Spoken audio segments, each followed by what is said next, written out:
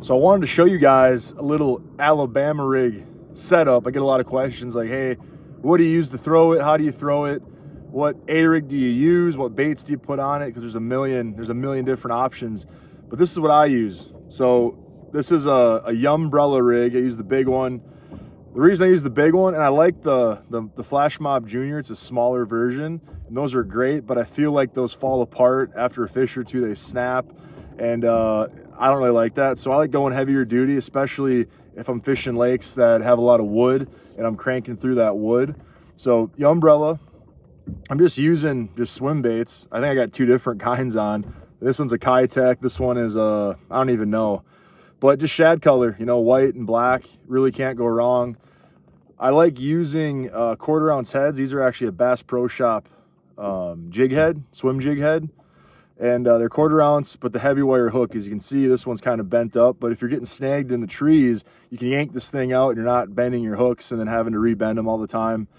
The big thing though with Alabama rigs, I really believe, is the setup. If you have the wrong setup, it's just not going to be enjoyable and you're not going to catch as many fish. So I've found that this Bass Pro Shops cranking stick, this is the 710 mag heavy, so it's a big rod, works great for Alabama rigs, and I honestly think it's the best bang for your buck Alabama rig rod out there. It's a cranking rod, but it just loads up perfectly.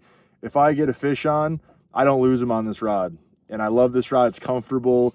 It's just made for cranking, so it's a good rod, and I'm throwing it on a Daiwa Tatula 7.3, you can see there, with braid. I think I got 65-pound braid. Some guys throw it on like the mono fluoro mix line, whatever. That works good too. I just have a lot of faith in braid. And like I said, if you're fishing wood, which I try to fish this in wood, especially out here on Lake Pleasant, you're gonna want something to really rip that A-rig out of there. And then just having your blades. If you don't have any arm that doesn't have a hook on it, put a blade on it. In Arizona, you can only run two baits, two hooks, basically. A lot of Alabama rigs, you can run 3 or 5 or whatever.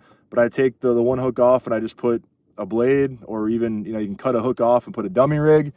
But that's as simple as it gets for Alabama rigs. Great setup, doesn't cost a lot of money, and it works, and it puts fish in the boat. So check it out.